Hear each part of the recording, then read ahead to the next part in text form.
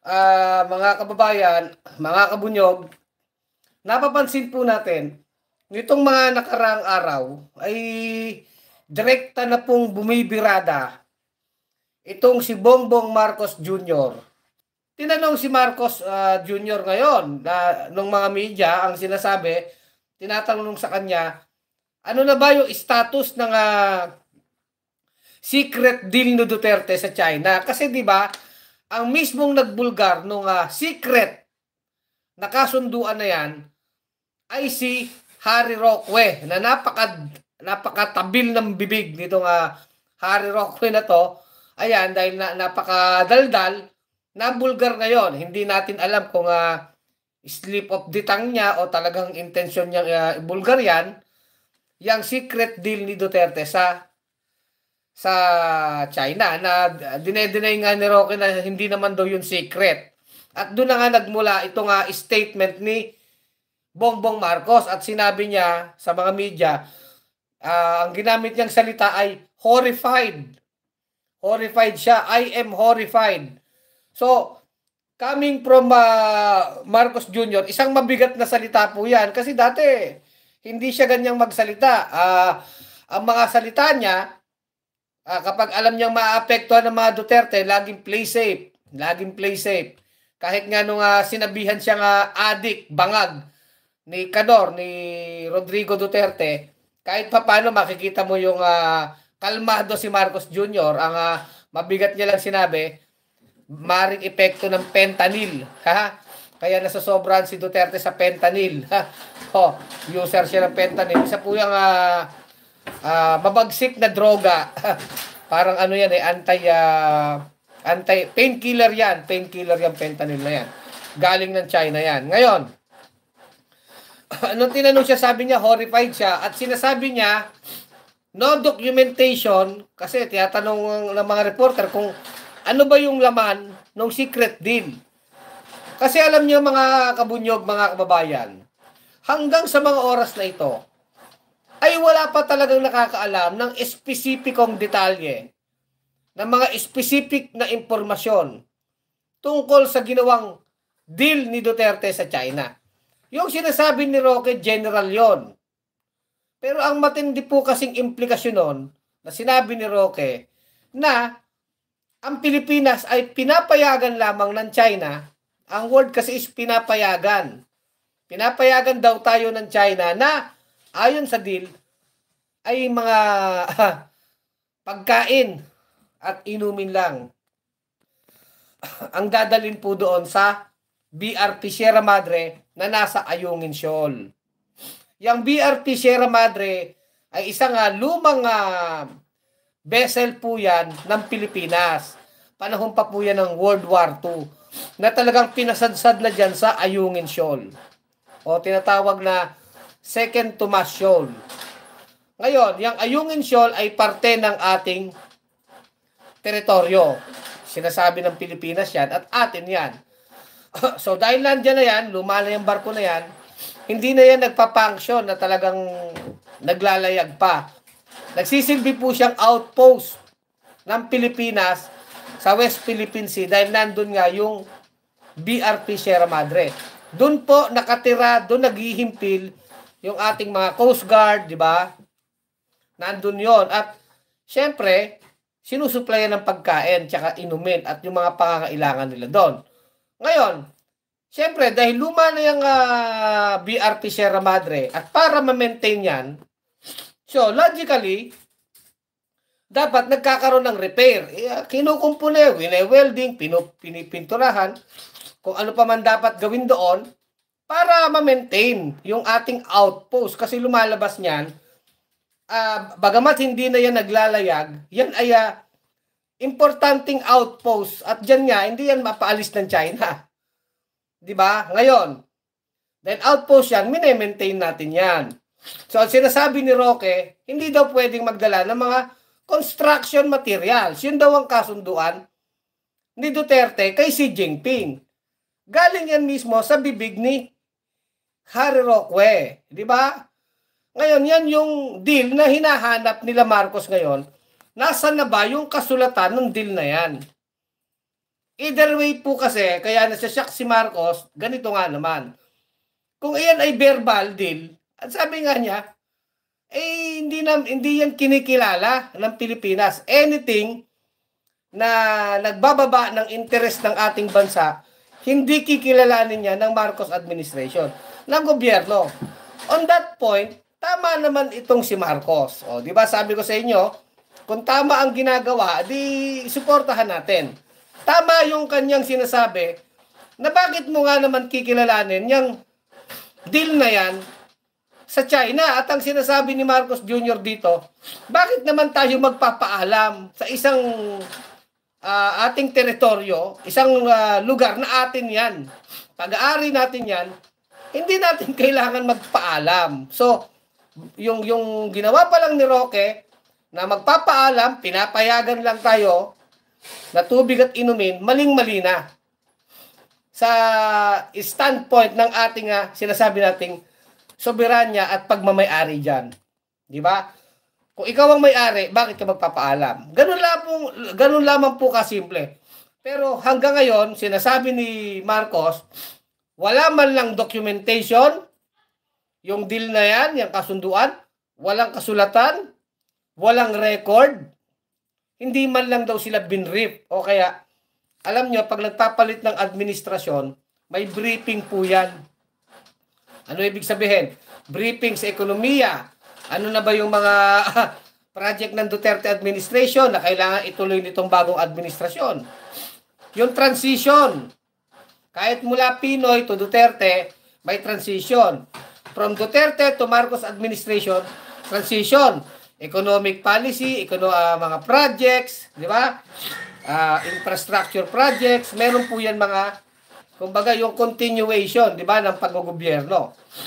So, hindi po yun nagawa sa issue ng West Philippine Sea, sa issue ng foreign policy. Hindi binripping ang Marcos administration ng Duterte administration kung saan dapat sasabihin ng Duterte administration, ito ang aming polisiya, ganito yung aming kasunduan, bahala na kayo dyan. Ito yung aming mga naging deal with China. Wala pong ganon. So wala, hindi sila binrip, walang record, walang documentation. Kaya nga, sabi ni Marcos Jr., ay hindi namin igagalang ang anumang kasunduan na tayong nagpapaalam. Natama naman yun. Kaya nga nagkaroon na po ng mga joint maritime patrol ang Japan, ang United States at Pilipinas para ipakita sa China na nagkakaisa itong mga bansa na ito. At yan din yung dahilan ng pagpunta niya sa Washington DC. Yun po yun. Ngayon, sa parte ni Roque, sabi nga ni Marcos Jr., kung ayaw magsalita nito nila Duterte, kasi ayaw magbigay ng ni Roque detalye At sinasabi lang daw ang sinasabi ni Roque ngayon, itong si Roqueta, yun daw deal ni Duterte, hindi naman daw binding sa administrasyon ni Marcos. Ibig sabihin, sinasabi ni Roque ngayon, nagpapalusot, hindi naman daw kailangan ipatupad ni Marcos yung kasunduan ni Duterte. Ang problema dito, itong China, yan ang ginagamit na sandata niya. Na ang Pilipinas daw ay hindi tumutupad sa kanyang salita.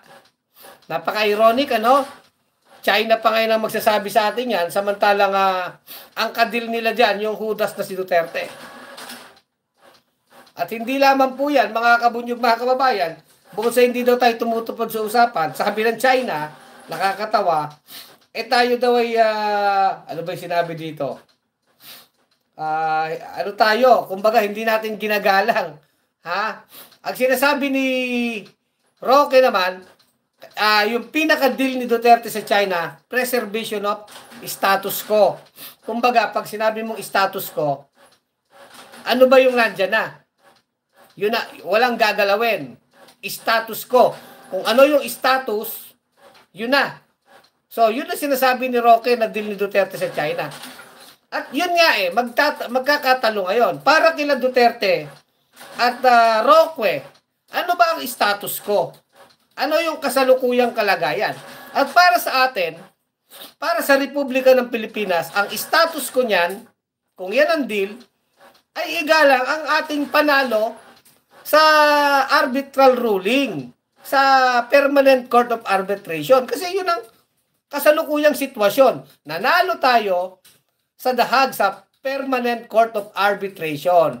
Gamit po ang United Nations Convention on the Law of the Seas, sinasabi ng hukuman, International Court, na yung 9-dash line ng China ay wala yung epekto, walang bisa iyon. Iyon ay invento lang ng China. Hindi yun kinikilala sa international law. So, ibig sabihin, kinikilala ng hukuman, ng international law, ng international court, ng Community of Nations, ang karapatan ng Pilipinas dyan sa West Philippine Sea na ninanakaw ng China. Yan ang status quo. Kung sasabihin igagalang ang status quo, yung kasalukuyang sitwasyon. Pero kila Duterte, ang status quo ay parang yan ay sa China. At tayo ang magpapaalam. So, yun yung katrayduran na sinasabi nga talaga nila Justice Carpio, technically speaking, binenta na ang Ayungin Shoal sa China. At hanggang ngayon, hindi nagsasalita si Duterte, kahit si Inday Takaw, hindi rin nagsasalita sa China. Itong si Duterte, hindi niya pinapakita, hindi nagpapakita. Parang si Kibuloy din, ano? Ayaw magsalita nito ni Duterte. Si Roque din, wala din may pakitang dokumento. So, ganun ka-traidor, mga kabunyog, mga kababayan. Kaya, si Marcos Jr., nasyak siya talaga. Sabi niya. At eto lang, ang masasabi nating naging Pangulo, si Duterte, na nakipag-deal ng walang kasulatan. Walang dokumento. Alam nyo, ang ginawa ni Duterte, nila Roque, nila Cayetano, yung mga foreign secretary ni Duterte, diyan sa pakikipag-usap sa China, para bagang ang West Philippine Sea, ang Ayungin Shoal, ang Scarborough Shoal, ay parang tinapalang or bagoong na ibinenta nila sa China. Na wala man lang kasunduan, wala man lang konsultasyon, hindi pinaalam sa sambayan ng Pilipino. Kahit ang Senado, tanungin nyo, walang record ang Senado. Wala ding record ang Kongreso. Kahit mismo ang Department of Foreign Affairs, walang record ng deal ni Duterte sa China. Yan ang sinasabi ni Marcos Jr. Walang record. Pwede ba yon? Na ididil mo yung Scarborough Shoal, ididil mo yung West Philippine Sea, ididil mo yung Ayungin Shoal, yung sitwasyon sa BRP Sierra Madre? Walang record? Ano yun? Ano yan, tinapa? Ano yan, bagoong? Ano yan, talong? Ha? Na pwede na binebenta lang sa palengke? Dinidil nila? Ganyan po ang ginawa ni Duterte. Kaya yan yung punto ni Marcos na siya horrified. Yung salita ni Roking, magpapayagan lang tayo. Tubig at pagkain lang. At ito pang isang issue dyan, mga kabunyog. Sinasabi nito ni Roque na napaka-traidor po talaga. Dapat daw yung BRP Sierra Madre na naka-istasyon doon ay i-decommission na. Ano po yung decommission? I-decommission mo yung BRP kasi yan, yung BRP Sierra Madre na yan, bagamat hindi na yan naglalayag, hindi na yan tumatakbo sa dagat, naka-stay na lang yan sa Ayungin Shoal. Yan ay ano pa rin, military vessel. Ang kanyang category ay military vessel. Ibig sabihin, sa larangan ng international law, military pa rin yan. Hindi yan civilian vessel. Kaya kapag inatake ng China yan, yan ay pag-atake sa military aspect ng Pilipinas. Sa depensa ng Pilipinas. Kasi military yan eh. Hindi yan civilian. Yung Coast Guard po kasi, ang Philippine Coast Guard kasi, sa ngayon ay under po ng Department of Transportation. Di ba? Ang Philippine Coast Guard. Under po yan ng Department of Transportation. So, ang Philippine Coast Guard is a civilian agency. Pero ang BRP Sierra Madre ay isang military vessel. Maring under yan ng Armed Forces of the Philippines. Military in nature siya. At kapag yan ay ginalaw ng China, ibang usapan yan. Kasi militar yan. Gusto ni Roque, i-decommission na, gawin na lang civilian in nature or parang ano na lang doon. Magkakaroon ng China na dahilan na alisin niya ng pwersahan at hindi yun masasabing parang atake sa atin kasi hindi na siya military vessel. Ganyan ka-traidor tong si Roque. Yung kanyang iniisip, pabor sa China. Maaring isa yan sa mga laman ng kasunduan ni Duterte, ayaw lang nilang ipakita. Kaya, ang sinasabi na ni Marcos Jr., iintayin na lang daw niya yung pagbalik nitong Chinese ambassador na si Buang Silian, Huang Silian, Pero tawag natin dito Buang Silian, mayabang tong Chinese ambassador na to Ilang beses na tayong binastos nitong Chinese ambassador na to.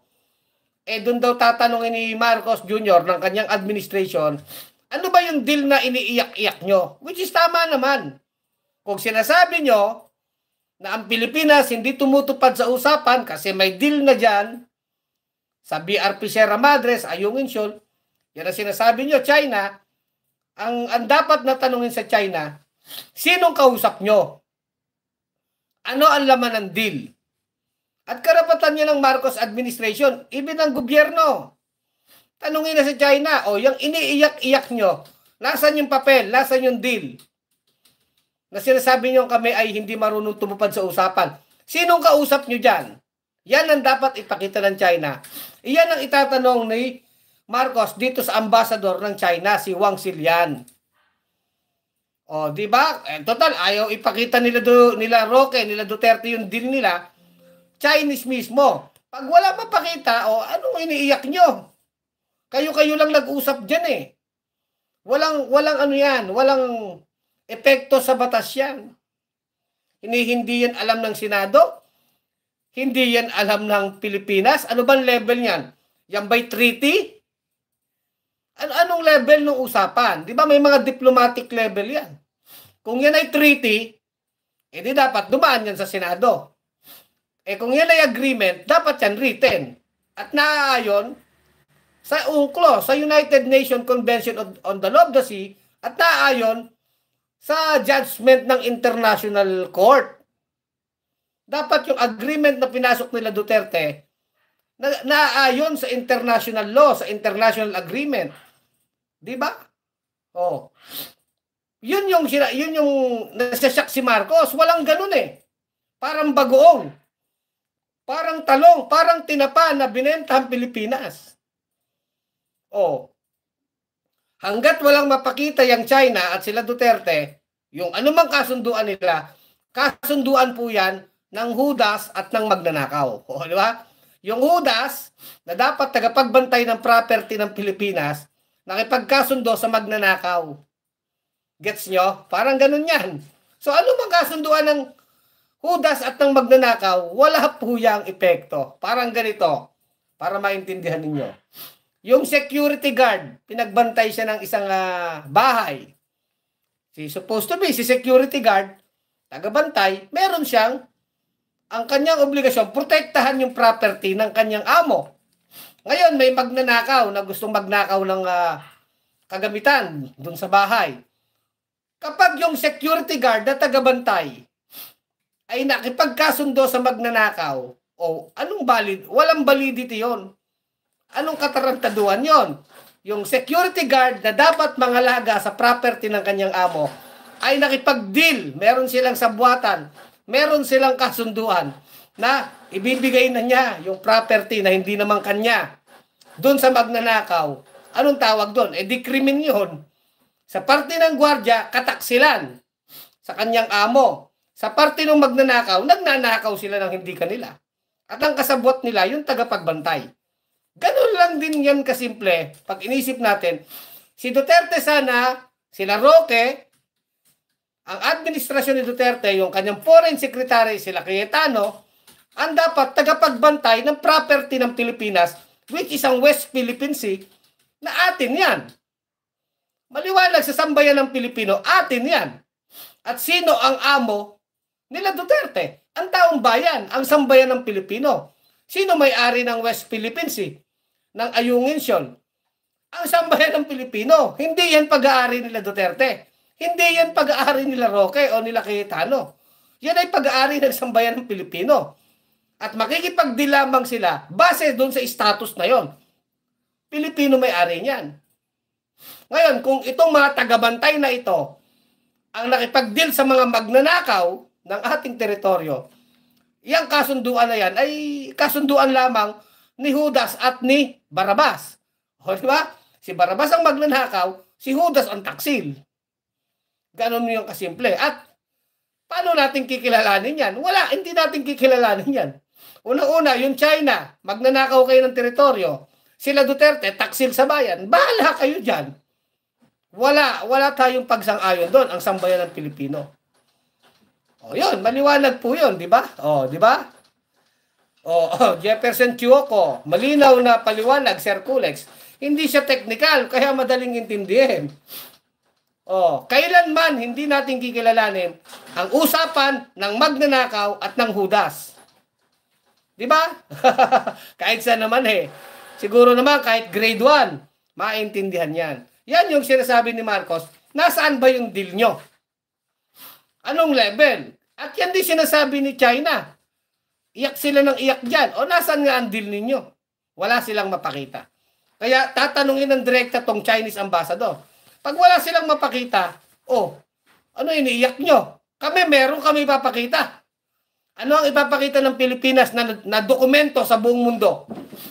Yung ating pagkapanalo sa International Court, sa Permanent Court of Arbitration.